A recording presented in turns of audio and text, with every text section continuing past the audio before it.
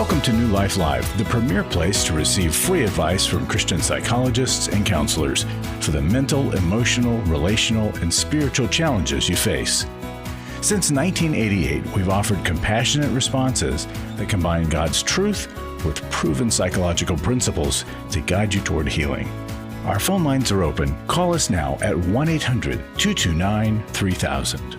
Thanks for taking us with you through your week. We are ready to help you get through your weekend, too. I'm Brian Perez, and this is New Life Live. We welcome everyone listening and watching, maybe even those who stumbled upon our show today. God bless you. And extra blessings coming your way because of my co-hosts today. We've got licensed marriage and family therapist Marc Cameron and clinical psychologist Dr. Alice Benton. What's up, you pleasant people? Well, hello. I'm going to take that title with me. I'm an extra blessing.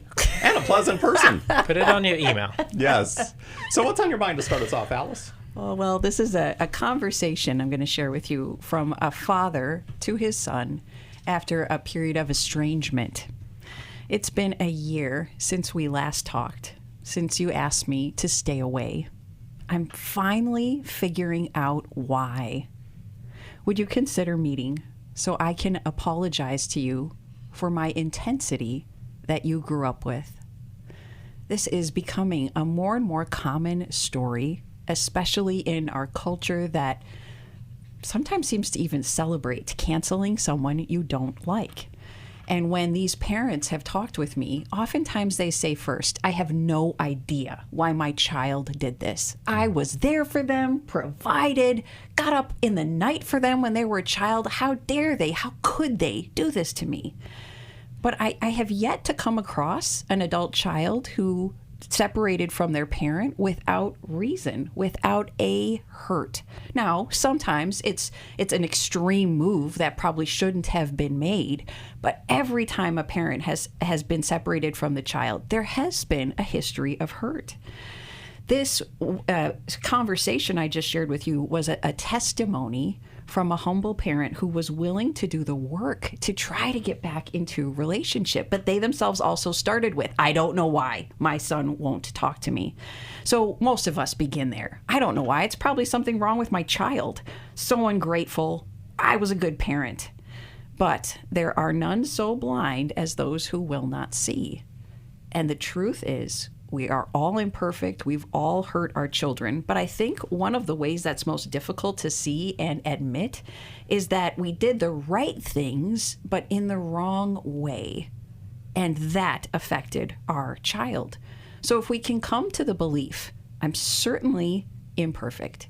And if we can come to the place where we can see how my anger, my strict rules, protectiveness, control, substance use, sometimes those suicidal threats that I let slip as a parent, or when I told my children, it's my way or you're out of here. Those words stick with our kids for a lifetime, and they don't forget. So right now, as we're coming up towards the holidays, this is such an ideal time to do a heart check with your children, no matter how young or old they are. And you might ask, do you feel loved by me? And how do I rub you wrong? And those are pretty scary questions to ask. But if we'll ask them, they can prevent estrangement if we're willing to be curious about the answer and work on what we hear. My kids almost always answer with, well, you're too strict with screens, you work too much, and you ask us to do too many chores. But I know I'm right in all those things. But maybe my delivery is not the best. And can I look for compromise? Can I give them a little extra time? Can I take away a chore? So even though I'm right, maybe I'm not always right. And can we flex our way we are so that we can safeguard relationship with our children? Well, I love that the letter that you began with read that, can I just meet with you to apologize? And it just being able to take that active humility can often be the repair that brings the relationship together. But you've also got to be prepared for whatever the child says to you and not get defensive, because that might be our first thing that we just want to, no, I didn't, or whatever. It's tough. Doing a lot of prep work ahead of time helps this be effective. Yeah. All right, we'll be back on New Life Live. Natalie, you're next. We've been married 33 years. We attended the Intimacy and Marriage Workshop. Even though we've read books, or attended a few other marriage weekends, this was certainly different and a lot more intensive than initially that we thought. When you come to intimacy in marriage, you're going to be immersed into a 3-day process. Was not really sure exactly what to expect, but the idea of learning to really understand intimacy was intriguing. We had been in the same patterns of struggle over and over again. If you've thought, I don't think we can ever change, we're just in this rut and we can't get out, the Intimacy in Marriage workshop can help you get out of the rut. The Intimacy in Marriage Weekend is February 13th to the 15th in Orange County, California. Register online at newlife.com or call 1-800-NEW-LIFE and use the code NLL for a discount. 1-800-639-5433. I would highly recommend it.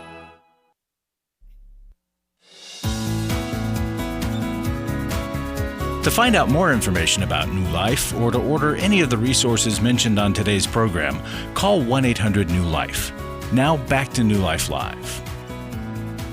And let's get right to the phone calls. Here is Natalie, who listens to us on WBYN in Philadelphia. Hey, Natalie, thanks for calling into New Life Live today. You're on with Dr. Alice Benton and Marc Cameron.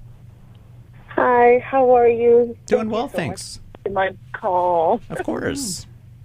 Yeah, God bless you guys. You really have been a blessing to me in more ways than one. I just wanted you guys to know that.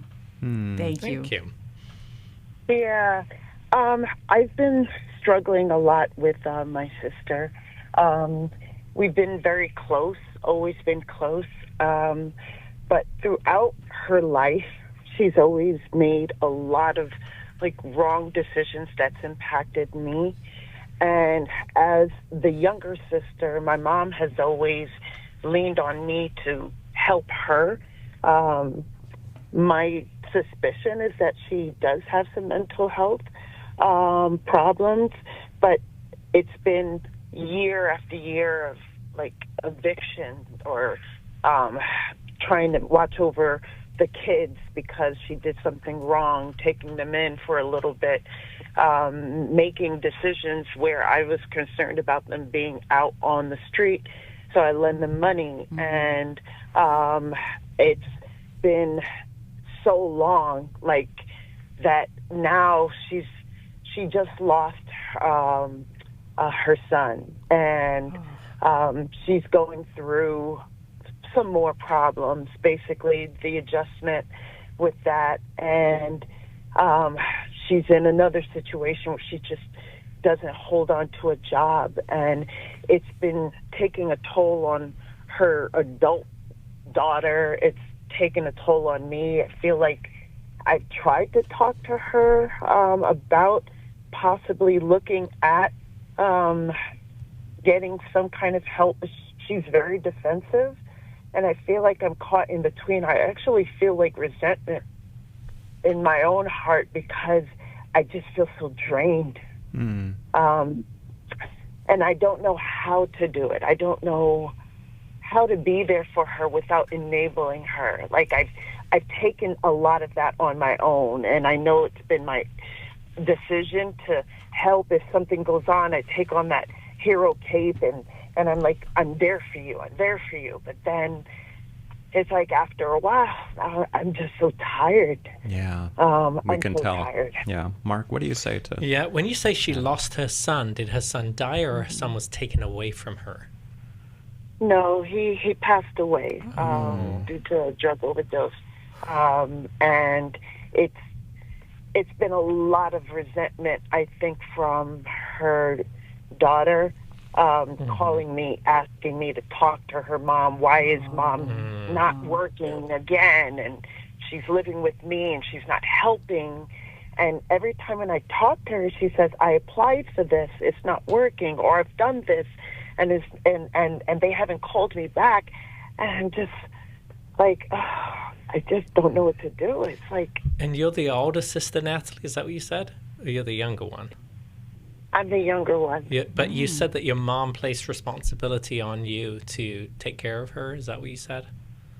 Yeah, she often tells me that she always asks me to be the one to help out. She always asked me to be the person to help her because she doesn't make good decisions. Yeah. And is your mom still alive? My mom is younger now. She is alive, but she's in a healthcare facility. Right. So yeah. So your mom placed this responsibility on you, and now you feel like you've got to be the good daughter and just take care of her. I mean, here's the really hard thing. When we keep rescuing others, we actually, like you said, we enable them, and we enable codependence. And part of learning and part of growing is being able to struggle with something and see if we can recover. And then if we don't recover and somebody has to help us, it's learning from that. And then making a plan to be accountable and do better in the future. But when somebody comes along and they rescue us, we don't develop those skills. And so then next time we have a problem, we look for somebody to help us out again. And that's how the cycle of enabling happens, because you're in this cycle, you just do it over and over and over again. And then it's like exasperation of like, why isn't she helping herself? And so so your work, and this is going to be difficult too, is going to be learning how to sit on the sidelines and watch her struggle and probably deal with some really uncomfortable consequences. And the sad thing is some people stay in those consequences for years. But the thing is if you don't do that, you will end up burning out. And like you said, you will end up being resentment. And in addiction recovery, oftentimes what we're telling the other person, the family member, is you have to at some point give that person to God. And realize that they get to make the choices and they get to own the consequences of their choices. And as difficult as it is, being able just to be there for them and say, okay, it sounds really difficult. What are you going to do about it? I love you and I care about you. And when you're willing to help yourself, then I'll come alongside you, but I'm not going to go out in front of you. And that's really hard. And you're going to have to fight against that role that you were placed in. And that's probably your work that you need to do. Alice? So, Natalie, you have loved very well and very sacrificially. And you were probably one of the most stable people in the lives of your niece and nephew. And your niece knows you're safe, and so she turns to you. So that's really a testament to the kind of person you've been in their lives. And so it's that much more difficult to accept that your help hasn't changed the pattern for your sister. Oh, that's devastating. And you realized that you're over-helping because you're resentful and you're exhausted. And God really wants us to be cautious about how much we help, depending on our heart state. Because if we do the right things, but we do them in anger, God's kind of like, that's the clanging gong. Don't do that. That's not the help that I'm asking you to give. And so doing an evaluation of your limited resources, and that's energy, time, money, space in your house, to decide, how am I able to help going forward but stay sane and stay healthy? And you might have to limit that down to, I will pray for my sister, I'll have 5-minute conversations every couple weeks, and I will help her get a therapist if she's ever willing to go that route. But I'm not able or willing to do those other things. But you determine what that is, what you can and can't do, and still have the right heart posture towards your sister. And it's probably a lot more limited than you feel comfortable with. I'd also suggest sharing your decision with your niece and your mother, because boy, do they double team unintentionally to keep you in the fixer role.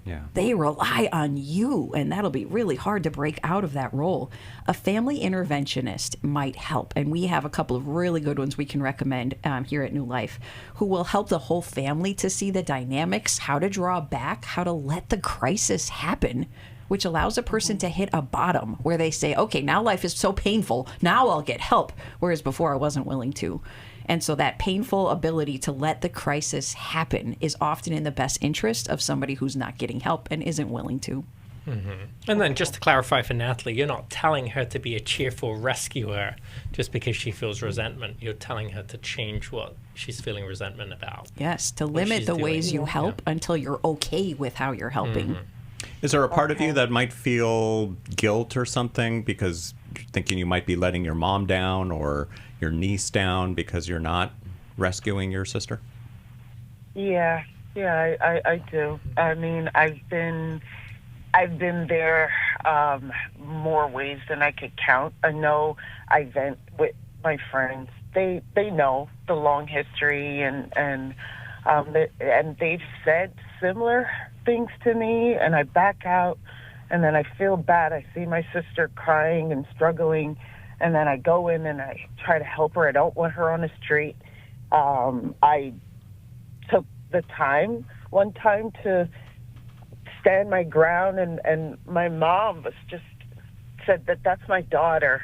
And it was very hard. Now that's not the case. I mean, my mom, she's not in that position anymore, and I feel like she's turning me into her mom. Like, I'm becoming mommy now, helping everybody. And I love her to pieces. My sister's a Christian. I'm a Christian. She reads, but it's just, I don't know how to break myself out of it. And I am trying not to burn out. Yeah. Did this start when you were younger? Was she a challenging child? Yeah. Yeah. And so I wonder if you probably fell into that good kid role way back when, which often happens when somebody has a challenging or difficult sibling. You see how stressed the parents are, and so then you become the good kid, and you develop a pleaser style type of attachment. But then that follows you into adulthood, and then unfairly your mom assigned that responsibility to you, and so you feel guilt when truly, you're not. I want to tell you this, Natalie, you're not responsible for your sister. She's responsible for herself, and no matter who says, no matter whether your niece tells you, your mom tells you, you're not responsible. You cannot rescue her. She has to learn how to do this for herself. It can be helpful, Natalie, to have a phrase, something like, I've realized, y'all, that I'm not an efficient helper. My help is not helping enough. So I'm not going to help in my old way. I'll help in this new way through prayer. I'll connect you with New Life Ministries. I'll connect you with resources, but I am not a good enough helper to be the main one here. So I'm going to back out of that so somebody better can fill my spot. And if you read the Gospels, there's several times in there, or many times, that Jesus had allowed people to walk away. And the rich young ruler, the Pharisees, they constantly questioned him, and he didn't force people. He asked them to take an act of courage almost every time he healed somebody, but he didn't force himself on people. He spoke the truth, and then he allowed them, because he knew that was part of the sanctification process, is them learning to choose and act by themselves. Natalie, we're going to send you a copy of the Boundaries book from the newlife.com store, so stay on hold, and we'll get your information and send that to you. Let's talk to Scotty, who is in Wichita, Kansas, watching on YouTube. Hey there, Scotty. Thanks for calling New Life Live. Hello. Hello. How can we help you today? Well, just kind of a thumbnail of where I'm at. My family, when I was growing up, my mom and dad, they were, my mom was trying to make her marriage work, that kind of thing. It seems kind of the way I see it. They were always fighting, and it was a lot of verbal stuff, just screaming and carrying on and stuff like that. And it wasn't constant. I mean, there was good spots, but lots of problems there. And then when I was like 18 or so, I had a kind of a deal with I had a girlfriend, and it was a betrayal thing. And basically my brother was drag racing his car, and a fella, they pulled over and started talking, and my girlfriend would cruise around after work, and while I was at work, she'd be cruising around town, and me and my brother would do that, while she was at work, different things like that. But just long story short, he raced this individual, and they got to talk. He got to talking with my brother about this girl he went around the lake with, and then she drove by, and there she goes, and it's just and it was your girlfriend, right? Okay. Yep. And my brother that's my brother's girlfriend, and that fella his mouth fell open. He jumped in the car, burned the tires, and left town and never came back. And so that there was just the response. Yeah. And so I confronted her about it, and she was like, "Well, that dirty SOB." You know. So what is your main question for us today, Scotty? Because we're coming up to a break. Yeah, I've had trust issues ever since, and so I'm just wanting to get my life cleaned up. And I'm in my 50s. I want to go on with my life. Yeah. Are you married now, Scotty? No. And part of the reason is because of the trust issues.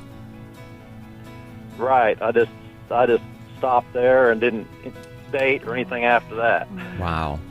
All right, Scotty, we're going to put you on hold because we've got to take a break. We'll be back to you, and everyone else who's on hold right now, stay on hold. We'll get to you in just a minute. This is New Life Live. If you've just tuned in today, you can find out all about us on our website, newlife.com. We've also got social media, so you can follow us there and stay in touch with what we do here at New Life Ministries. We'll be back in just a moment.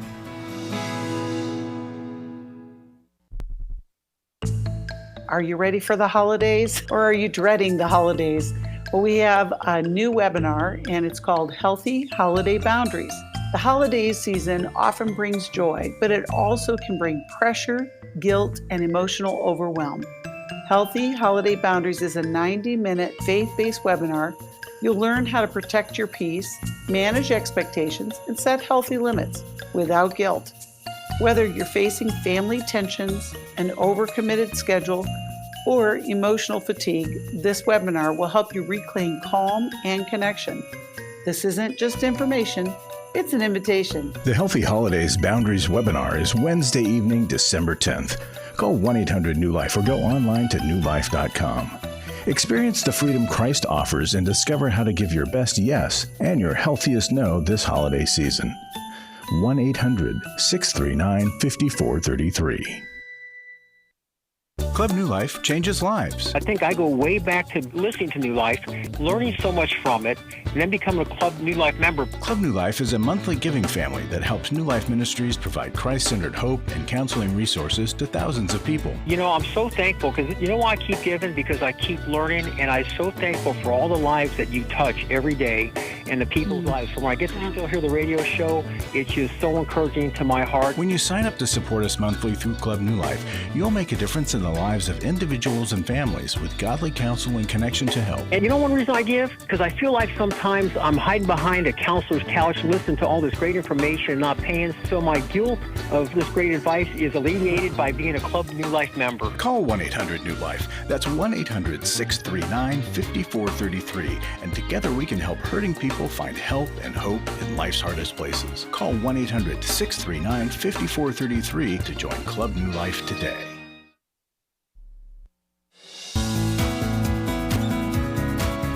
To find out more information about New Life or to order any of the resources mentioned on today's program, call 1-800-NEW-LIFE. Now back to New Life Live. Scotty, are you still with us?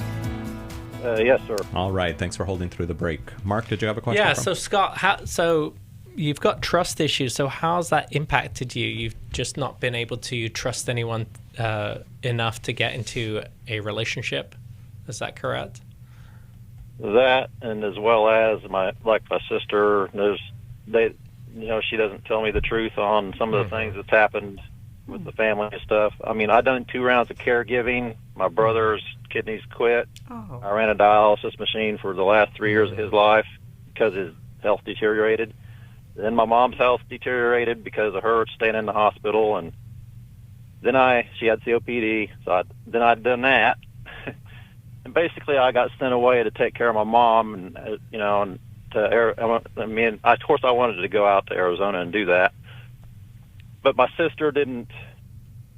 It's like I was the one that I didn't have any support dealing with these things. But what about friendships and stuff? Do you have close friends?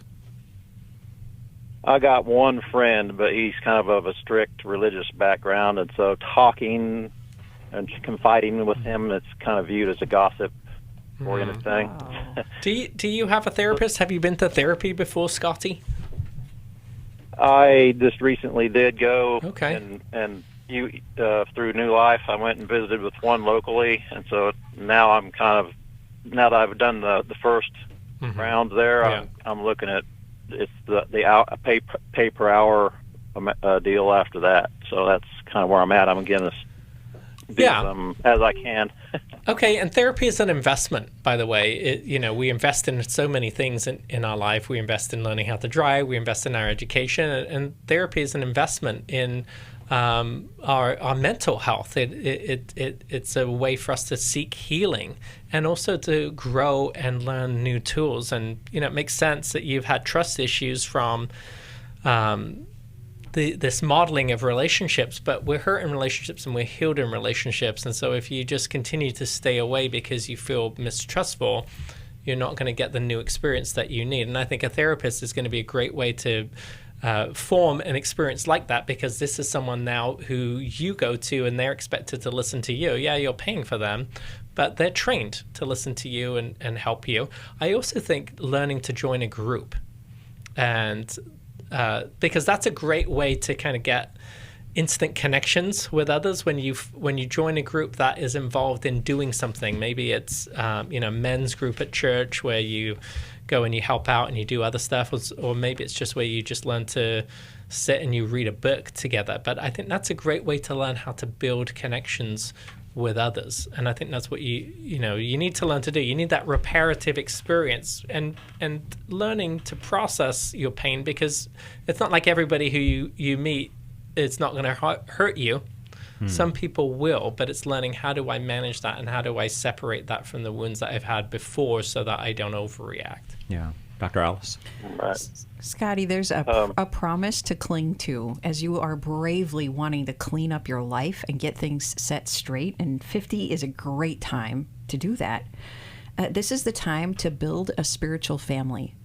And God gives this awesome promise that he will set the lonely in families, because sometimes our biological family, totally untrustworthy, unhelpful people, toxic people, and we need a spiritual family. And Mark is giving you the directions of how to go about doing that. So open yourself up to it. Give God permission to build up that spiritual family. But then you're the one that has to take action by showing up to these places where healthy people are wanting to heal even more. And that's what you want as well. Yeah, and you're going to have to make yourself vulnerable to do that. And that's the hard part. Because when we have had trust issues, we don't want to make ourselves vulnerable. That's where the therapy side of it comes in, and learning to process and heal on that side. It's really doing what you just did in this call with us on a weekly basis with people near to you that you can build deep friendship with. And in some ways, though, Scotty has opened up to that one friend who he says he has, but he described his friend as someone who's very religious, but let's clear this up, because most of our listeners right now are Christians and they're thinking, well, isn't that a good thing to have a religious friend? But he described his friend as very, like, he doesn't want to listen to what Scotty's going through because he perceives it as, oh, you're just being gossipy. So is there a line to draw with? I mean, there might be people that we can't talk to because they might think, wait a minute, you're spreading gossip or something. Well, I once heard someone say that gossip is the devil's postman. Right, and so when we gossip, we're really talking about someone else, like, oh, did you hear this about this one person? And it's not like we're involved in the healing process. We're just passing on information because we get a dopamine hit about that, about knowing things about other people. When we share our hurt with someone else, that's not necessarily gossip, especially if you know it's not going to go past that person who you're telling it to. I mean, we're designed to be in community. We're designed to find healing with one another. Yeah.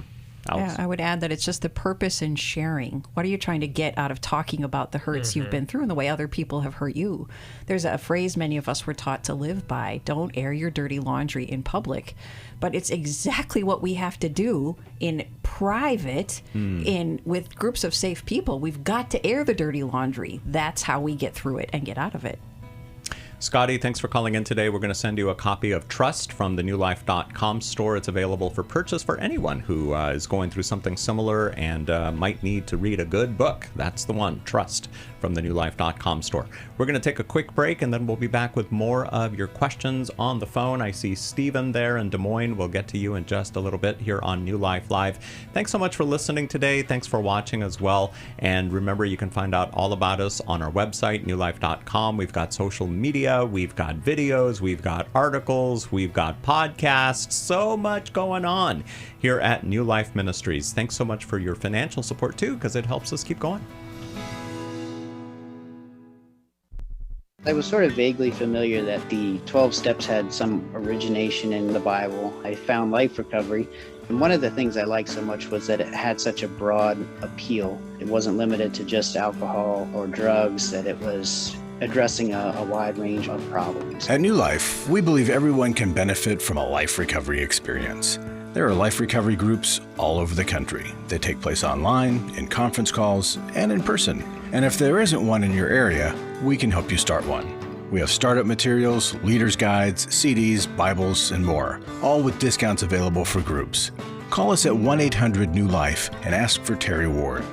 The 12 Steps have long been a great help to people in recovery because much of the 12 Steps' power comes from the fact that they capture principles clearly revealed in the Bible. The 12 steps is really a pattern for all of us as Christians. Call 1-800-NEW-LIFE. That's 1-800-639-5433.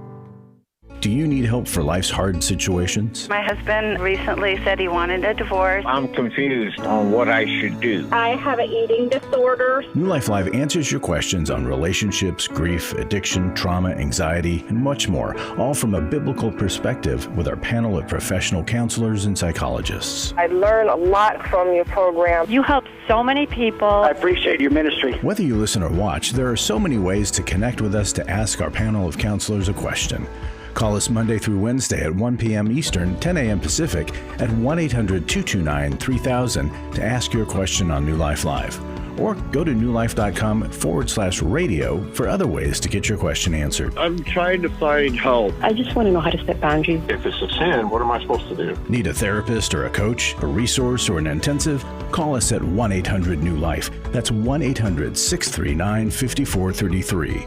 1-800-NEW-LIFE.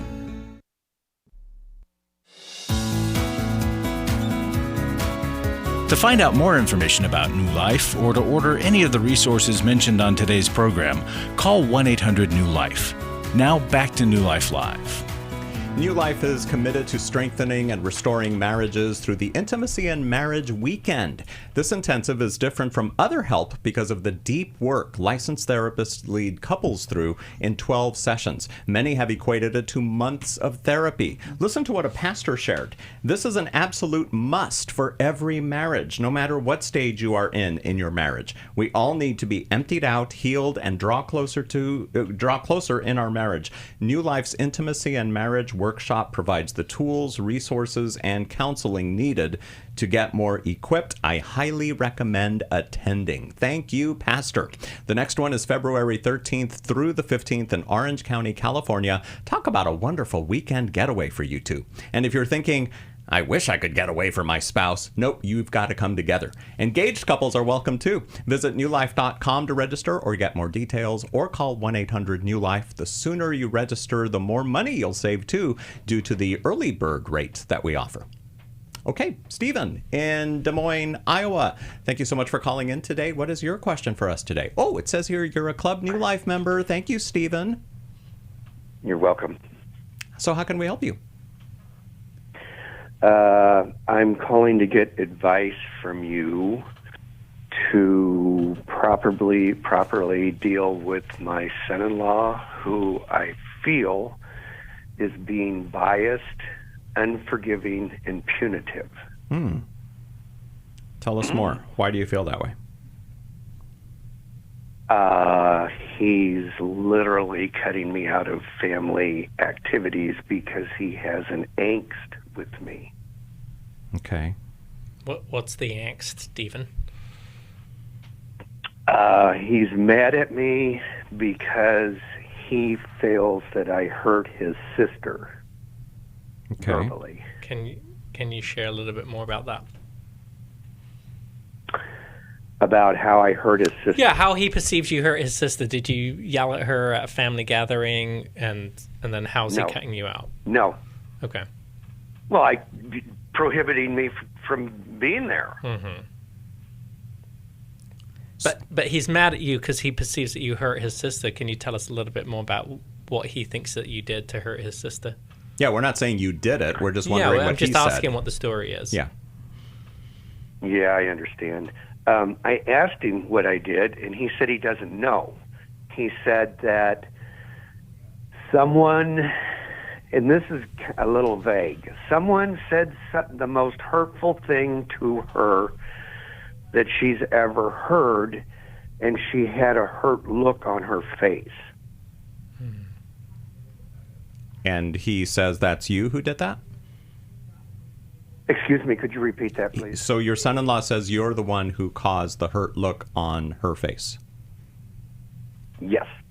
Yeah, how open are you, Stephen, to being able to go directly to your son-in-law's sister and just ask her, you know, if you have said something that has hurt her, and offer that you'd like to have a conversation with her and try and repair the relationship and soothe the wound? Are you open to doing something like that? Totally. Okay. And that's going to take place because I believe that's what should be done. I don't know what I did, but if I did something, I need to straighten it out. Yeah, I think that's just a great practice. I mean, sometimes we can do things unintentionally that hurt someone else. You know, if I'm standing on a crowded subway and I stand on someone's foot, I actually have hurt them, but I didn't mean to do it. It wasn't intentional, but I should say sorry just because I didn't mean to do it. I should still apologize. And sometimes, you know, for the sake of learning to live at peace with everyone, sometimes we do say something and we don't believe that we did something that hurt someone, but the act of being able just to listen to someone and try and empathize with them, and then even saying, hey, listen, that wasn't my intention, but if that hurt you, I feel bad about that, and I just want you to know that I'm sorry, and, you know, can we repair? Sometimes that's the act of humility that helps bring back restoration in a relationship. But you have no idea what this might be, Stephen? Yeah, I do have an idea what it might be, quite honestly. And this is a bit of a long story, and we don't want to do a long story. I've been pretty close friends with her for years. Oh. And she came to live with me for free. That was fine. She had a project she needed to do that was going to take about 3 months. And so we always got along really, really, really good. And she came to live with me, and we did not get along really, really good. So she likes to build shrines, and she built a shrine on my dining room table. And since I love her and she loves shrines, then I appreciate both her and the shrines. But we were getting along so bad, and I don't honestly remember the exact words that were said. I really don't. But I said a vulgar word in regards to taking that with her, taking it home with her. I don't remember the words. I really don't. But that's not the way I felt. If you can support me on that. That is because I just told you that I appreciate her shrines because that's what she likes. Okay? Not everybody does that, but she does that. And I love her, so I like her shrines. And Stephen, did you have to ask her to move out because you all weren't getting along? No, I did not, because I didn't want to cause trouble in the family. But she no longer lives with you. No. She finished her project and left. Okay. I want to point out something really great about how you're going about this, Stephen. Two things, actually. You already asked your son-in-law, what did I do? And it takes such humility and courage to ask that question. And then the second thing, when you started to tell us the story about her living with you, the tone of your voice softened. When you were first asking the question, I could kind of sense how hurt you are. And I think your hurt and confusion can come across as intensity to people listening to you.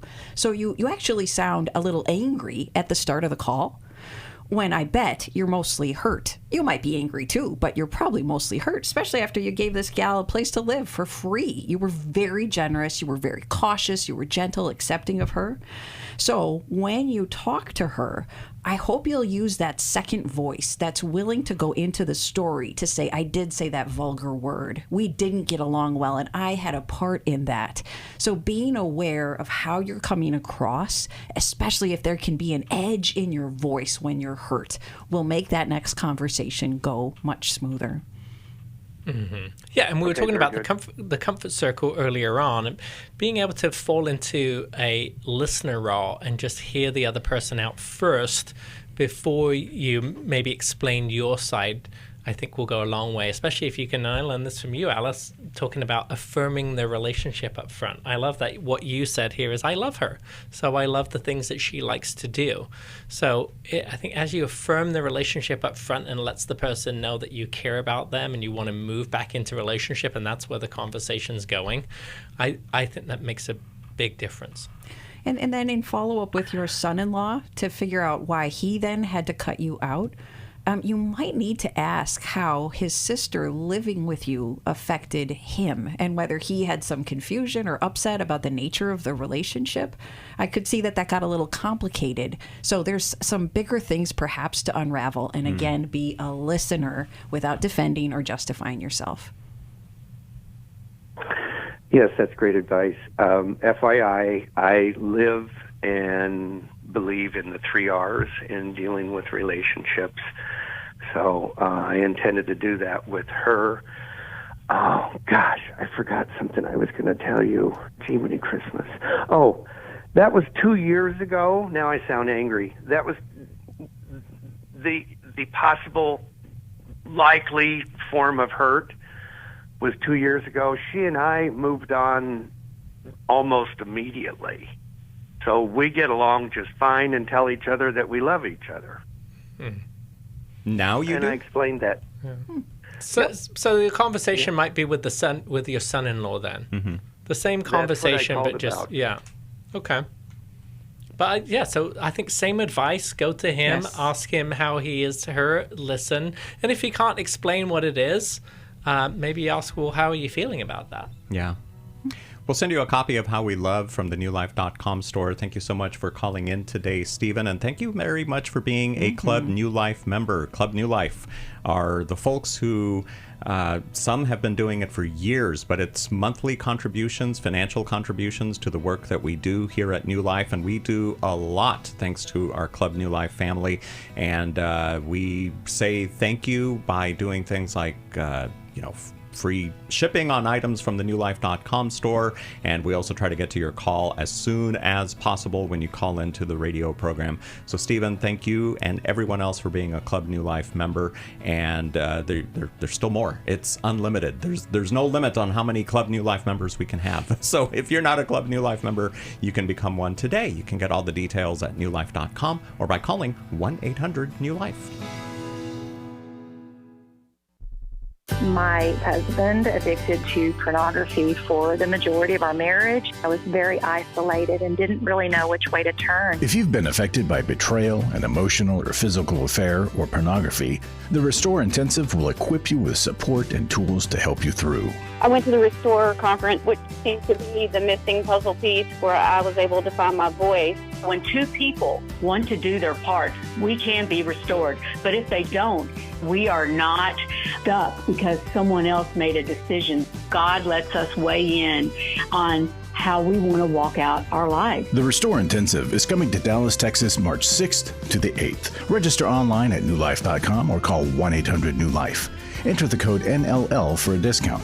I'm navigating my world now. It feels so wonderful. I've had a great experience at Restore. 1-800-NEW-LIFE and the discount code NLL.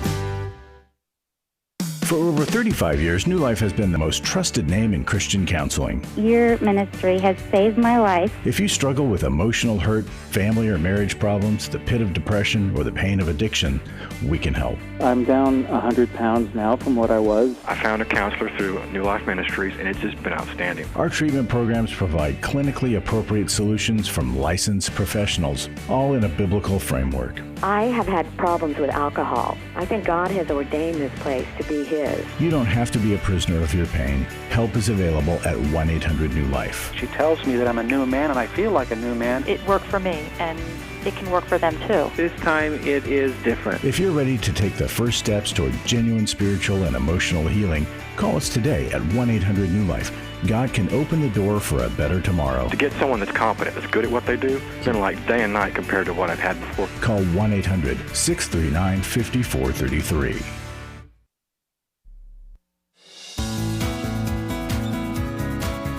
To find out more information about New Life or to order any of the resources mentioned on today's program, call 1-800-NEW-LIFE. Now back to New Life Live. It's amazing to think that New Life has been helping families and individuals for almost 40 years now. It's all been possible through God's grace and the wonderful people, you guys, who generously support the work we do. Our commitment to bringing you proven resources and events rooted in biblical truth and led by professional counselors has never wavered. Now, unlike our previous caller, Stephen, if you have never given to New Life, today would be a great day to do just that. Any gift, large or small, is being doubled because of a matching gift challenge that's going on right now. Your gift is not the only thing that gets doubled. The impact on lives around the world is too. You can make your gift go twice as far, up to $475,000, by calling 1-800-NEW-LIFE or giving online at newlife.com/match. You can also text the word match to 28950. And thank you for whatever you can do. Let's talk to Amy in Dallas, Texas. Thank you so much for calling in today, Amy. How can we help you? Hi. Thank you for taking my call. I have a question. I've been married for 30 years, and in the mail we received something. My husband and I, we bought a whole life insurance when our first son was born 27 years ago. And in case that he died, he said, you can, it's just $450, but he said, you will be okay for 3 years. You're young, besides you will get Social Security for the kids, and then you can remarry. Perfect. Behind my back a few years ago, he borrowed $20,000. It's called financial infidelity. Me, secretly, I pay it back a little bit at a time. When he find out that I pay it back, he borrowed another $20,000. Ouch. I pay it back again. Then he borrowed $40,000. Then I felt to myself, no way I would pay it anymore. But he feels guilty, so he told the bank that $800 a month have to be withdrawn every month. So you can imagine how much is that. It's $10,000 a year. Besides the premium, it's always been $1,500 once a year. Okay. Then he changed it to just pay $400 a month every month besides the $1,500. The other day, our 27-year-old had some problems, and he came back to live with us. And he said, I wanted to kick him out. I said, just wait. Let's go and talk to the pastor. Why? Why the pastor is going to tell us? So he got upset, and I found out in the mail where he says that review your current beneficiary designation we have on file as provided in this letter. This document should be in your records. Provide beneficiary address, date of birth, phone number, and Social Security number. Primary coverage is my husband, and beneficiary, her sister. She's adopted, besides which is not her fault, right? She has plenty of money. We have three. Wait, so he changed the beneficiary to his sister from you. To the sister. It should be to me. I've been his wife. I don't work. Lately, I'm a nanny because I want 3 pennies in my name for this abuser husband. No, but I keep the 3 pennies that I work. But this one, so I confront him. I was trying to hold until I called you guys. I thought my sister-in-law is coming to my house for my daughter's shower, but normally she doesn't come. She lives a few hours from me. Now, Amy, you're sure that this isn't a separate policy that he took out? Maybe it's the one where you were the beneficiary. Oh no, absolutely. All right. Well, and what did he spend the $80,000 on? Oh, it's my money. We're paying at 8.7%. Right, but what did he spend it on? To pay off his car. I'm all about paying things off. We're in different teams. We are black and white. And the only reason why I is paying here is because the money. I will not have 60 years old. Do I have a life insurance? Health insurance? No. Social Security? And Amy, no. what's your question for us? Because we're just running out of How- time here. How should I do this? I was thinking to confront my daughter-in-law, if she knew about this, and to try to talk to him. I mean, this is insane. It's so much abuse. It's one after another one. Yeah. Okay. What would you guys say to Amy? Alice, any thoughts? I'm pretty worried about you and whether or not you have enough legal, financial protection with what your husband is doing behind the scenes. And I want you to be so cautious about who you talk to next with this, because it sounds like he's very vindictive. And he is willing to just cut you out financially and really steal from you, it sounds like. And you've admitted you've enabled some of that because you were trying to keep your family's credit clean and clear. And so, Amy, if I were you, I would first talk with an attorney to find out what your rights are in this situation. You're from Texas. I don't think legal separation is allowed in Texas. I may be wrong about that. But I really want you to get protection and know your rights. And then I'd have you talk with an individual counselor to strategize who are your allies in this situation and who are your enemies. Because I feel like if you talk to the wrong people and say the wrong thing, I think it could blow up even more. And it's also important for you to decide, do you want this marriage? And do you want to attempt reconciliation rather than just, or not just, protecting yourself? Hopefully, in my mind, it's both. Protecting yourself, but then also seeing if there's a possibility of reconciling with your husband. I just think you two have struggled to talk about what's really going on. And so now you're overwhelmed and it's at the blow up stage. But it may be that he's a better man than he appears on the surface, and the marriage might be worth working for. Mark? Yeah, you've got every right to be angry with all of these financial decisions behind your back. And that is a betrayal. I think, behind your back, changing you from being the beneficiary to his sister. The reason why Alice is talking about a legal separation is because oftentimes, many states with a legal separation comes a line drawn with finances, and so you can separate yourself from somebody financially too. So then from that moment on, whatever financial decisions they make, that's on them and you're not responsible for it. But I do agree with Alice. I think it's probably time to get some legal help to find out what your legal options are. And probably I think it'd be good for you to get in with a counselor. Do you have a counselor? Are you in therapy? I do, but they always said, I'm going with one, and then she said,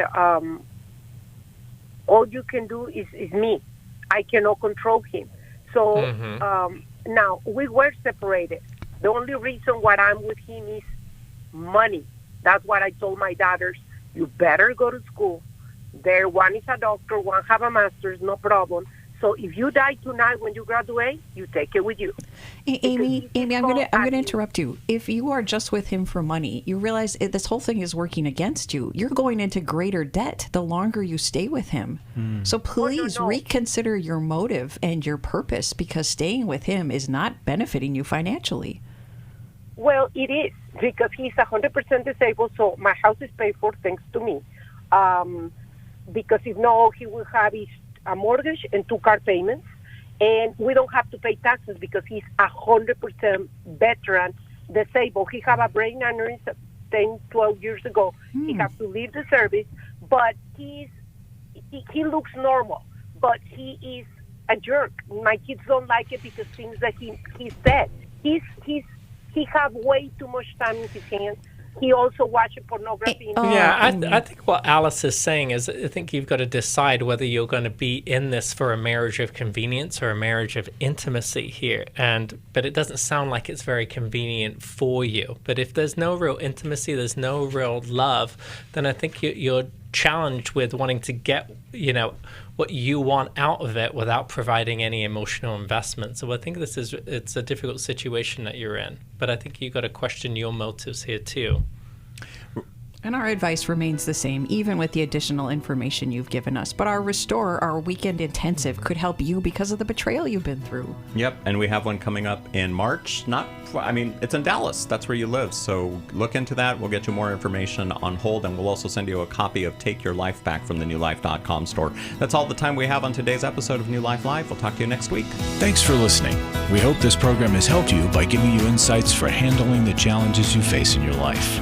We want you to know that we're here for you, but you also need to know that New Life Live is a listener-supported ministry.